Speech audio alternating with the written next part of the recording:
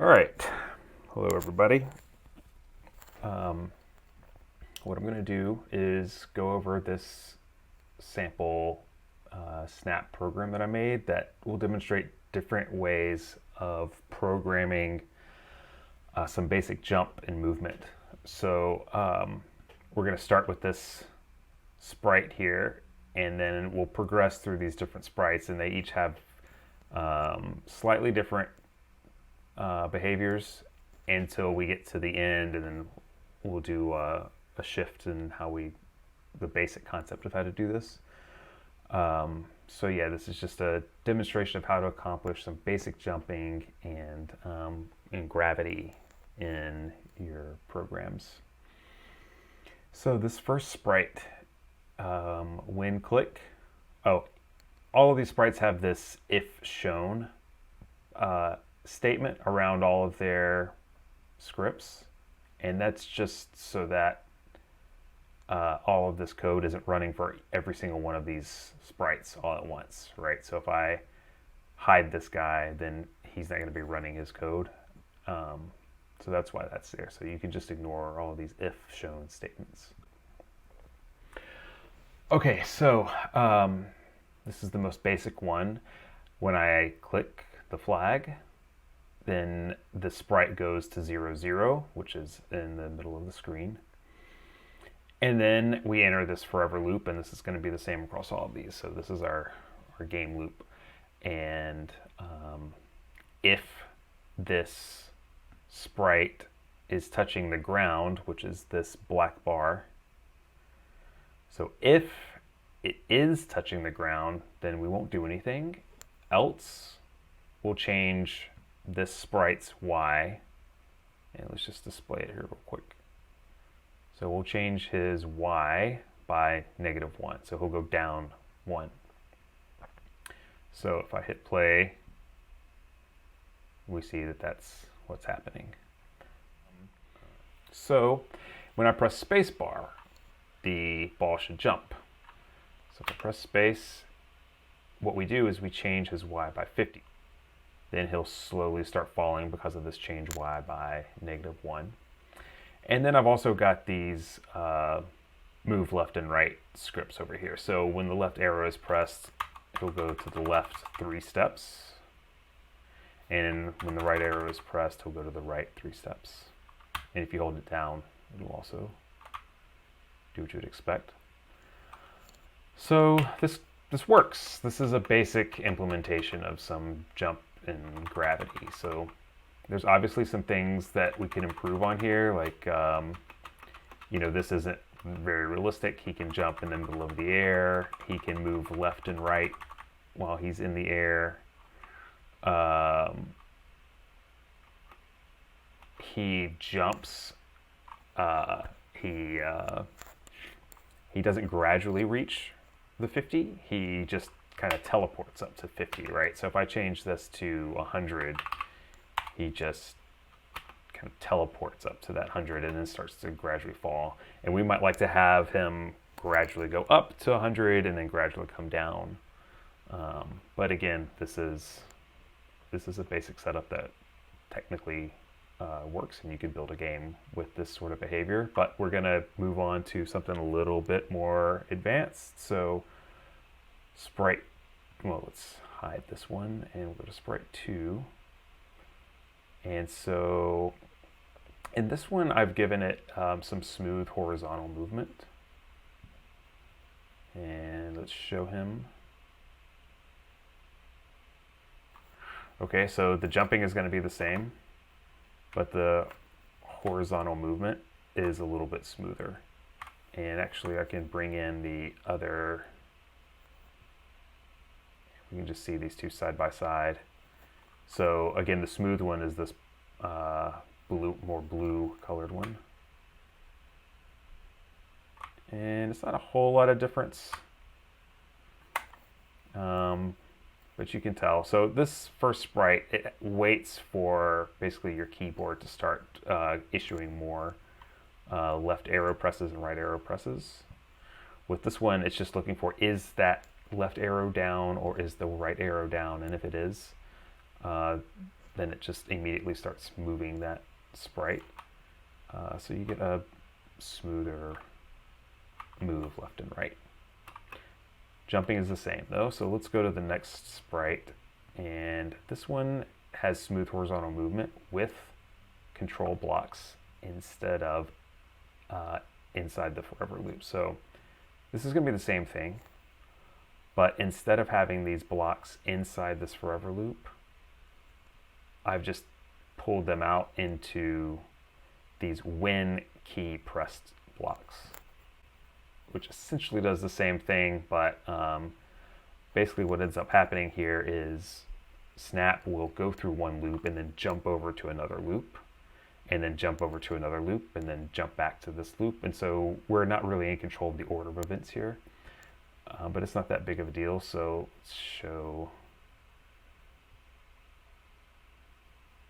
this one. There he is. Okay.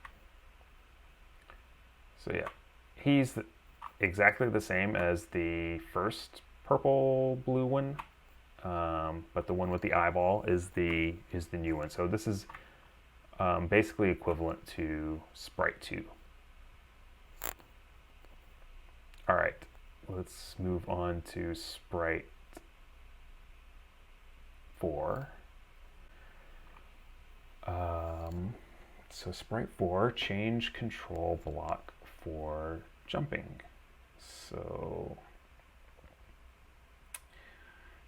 right, so before in sprites 1, 2, and 3, they all jump just like the sprites were using the move, where we wait for the keyboard to start issuing multiple commands. Now we're going to have a smooth jump-ish. Let's get this guy in here. Show.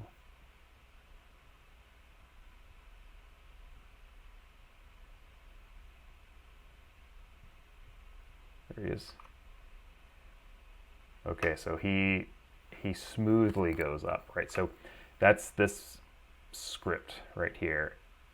While my key spacebar is pressed, he's going to continue to go up by 2.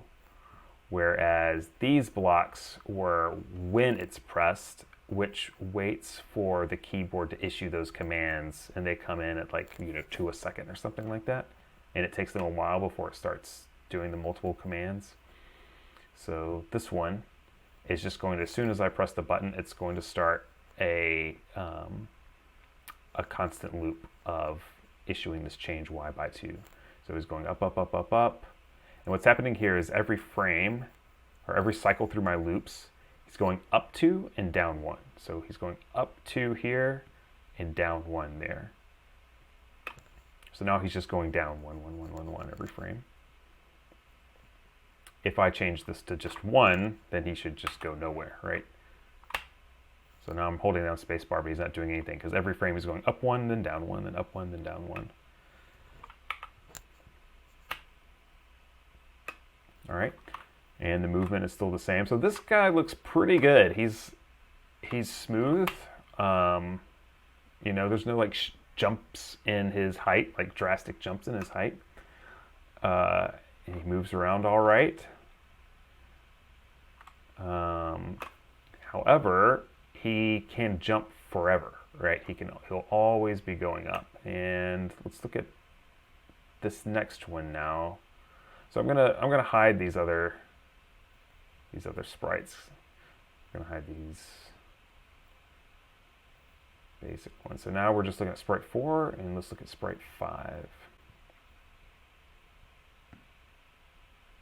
Okay.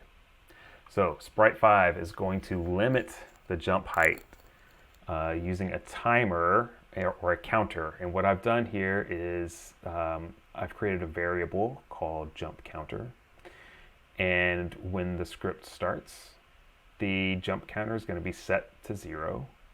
And then while I'm holding down the space bar, if the jump counter is less than 15, then I'm going to add 1 to the jump counter. So the first time I go through here, it'll be jump counter is 0, which is less than 15, so he'll pass. We're going to add 1 to the jump counter, so it'll now be 1. And then, just like our previous scripts, we're going to change y by 10. So the sprite will go up 10. And then we'll come back through this loop. Jump counter is now 1, so we get to do it. Go up by 10, jump counter is 2, go up by 10, jump counter is 3, 4, 5, 6, and then once it gets to 15, it's no longer less than 15, so we'll break out of this loop. So let's just see what that looks like here. Okay, so he went up, up, up, and then when he got around right here, he stopped going up. So that's when I can actually turn on jump counter. So now we can see the jump counter. And it kind of lags behind. It's not getting updated every frame, but it never goes above 15, you'll see. Cool. So this can give you some kind of cap to keep your characters from being able to jump forever, right? But they can still go, you know, whatever direction they want to while they're in the middle of the air. And he can still jump multiple times in the air. So you could trick it, because every time I release the spacebar, it resets my timer. So I can still get him high, but he's like double, triple jumping kind of thing. Okay, so I've gone over the sprites 1 through 5, and sprite 6 is mostly the same as these. I tried to do something to make his rise and his fall consistent, but it doesn't work actually, and I'll talk about why it doesn't work with sprite 8. But all these sprites use the same basic strategy, where while you're holding down the space bar, then the sprite will rise, and when you let go of the space bar, then the sprite will fall. So let's just demo it real quick. So there it is, rising and then falling. Okay, so sprite 7 goes in a different direction. Sprite 7 uses this concept of velocity, and this is a little closer to how gravity actually affects objects. So if you were to jump off of a diving board at a swimming pool, the moment you jump off the diving board, or let's say you just walk off the diving board, once you leave the board, you're actually not falling that fast, right? So you're, you know, in the exact moment you walk off the board, you're not moving at all. You're just in the middle of the air. But as gravity pulls you, you start falling faster and faster and faster. So the longer you're in the air, actually the faster you'll be falling. So that concept isn't handled in these previous sprites, right? So this sprite is always falling. If you're not pressing spacebar and he's in the air, he'll always be falling by 5. But what should happen is he should be falling by 5 the first frame, and then 6 the next frame, and then go down by 7. So this number needs to be changing as we go through this loop. And to accomplish that, we're going to use a variable, and that variable is going to be named velocity y. And that's just like the speed that is being applied to the sprite in the y direction. Okay, so instead of -5 every single frame, it's going to be whatever this value is. And that value changes by -2 every frame. So if it's 4 on frame 1, then he'll actually go up 4, change y by 4. Then the next frame he'll go up by 2, so he won't go up quite as much. And then the next frame he'll actually go up 0, so it'll be the peak of his jump. And then the next frame he'll go down 2, and then down 4, and then down 6, so he goes down more and more each frame. And that is why he has this kind of natural looking bounce to him. It's kind of hard to see, it's going kind of fast. Let's see if I can slow it down.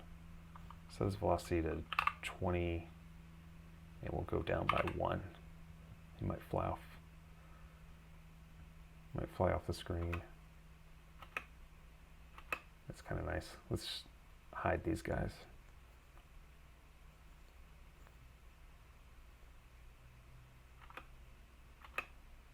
So hopefully you can tell It's got kind of a smooth transition. He starts going up fast, and then he's slow, slow, slow, slow, slow, and then he gets to 0, and then he starts going down slow, and then it gets faster as he's going down. And so the way we accomplish that is by, instead of going down or up by a fixed distance, we're going up by a value that changes every frame. So the rest of this is the same. He still moves left and right the same way. Anyway, so that's the velocity method. So now what I'd like to talk about is this idea of frame rate and how it affects the way that your program behaves and how janky it is and how slow it performs. So this sprite, as long as I'm holding down, actually I wonder if I've got a way to show this. As long as I'm holding down the space bar, the movement of this ball is real slow. And then as soon as I let go, it speeds up. And so if I just tap the space bar, it looks kind of nice. But if I'm holding it down, it gets real slow. And the reason that is because all of these sprites have this when space key is pressed logic on them. So the computer is going through all of these sprites, and it's, it might not look like it's doing much because it's skipping, because they're all the shown is evaluating to false, but it's still taking up the CPU time. And so the more processing that needs to happen, the longer there is between the consecutive loops of this forever block. And so the longer it takes to get back to this loop, the longer this ball is just going to be stuck, not moving at all, right? And so if we get through this loop and then a second goes by before we come back to the top of the loop, well, he will not have moved at all in that second, so he'll just be frozen in air until we come back. But let's go to Sprite 8 and see how we might deal with something like this. So this is a lot more code, but let's go through the changes one by one. So first change is I've moved these when right arrow and left arrow are pressed blocks into the forever loop. Okay, so if the right arrow is pressed, do this, which is mostly the same as the previous sprite, and if left arrow is pressed, it's mostly the same. I think actually on Sprite, yeah, this is the same as on Sprite 2. It's the same stuff, but now it's all in the same loop and we can control the timing of it. So that's change 1.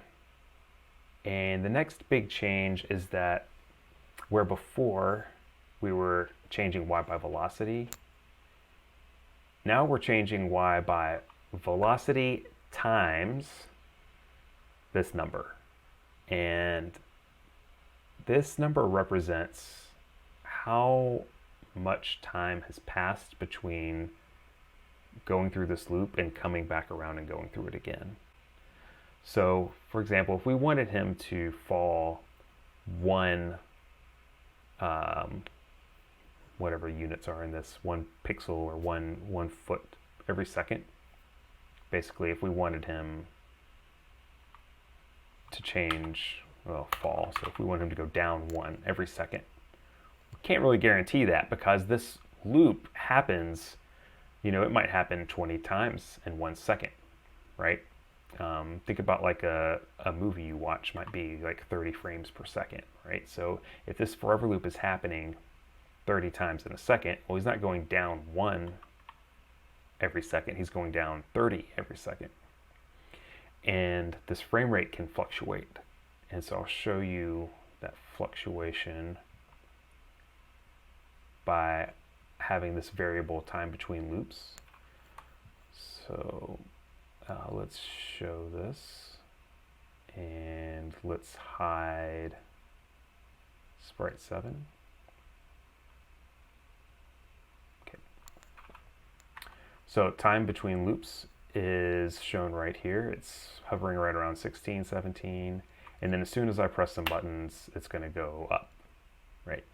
And these are milliseconds, and so if it's around 100, then that means you're getting 10 frames in a second. And what we'd like to see is something closer to 17, 15, like that. Okay, so this guy has the same kind of left and right movement, and he's got the same kind of jump as Sprite 7. But the difference is we're taking into account this difference in between our time, difference in between our loop cycles. And so if we multiply by that fraction of a second, then we actually get closer to what we wanted to happen, right? If we wanted to change by 1 in a second, well, now we multiply that 1 by what fraction of a second has happened. And so as those loops add up, we eventually get to that 1 that we wanted to change. So the difference between these two is just that everywhere we changed the positioning, we're now multiplying that by this fraction of a second. So this is changing the y positioning, this is changing the actual velocity, this is changing the left and right movement.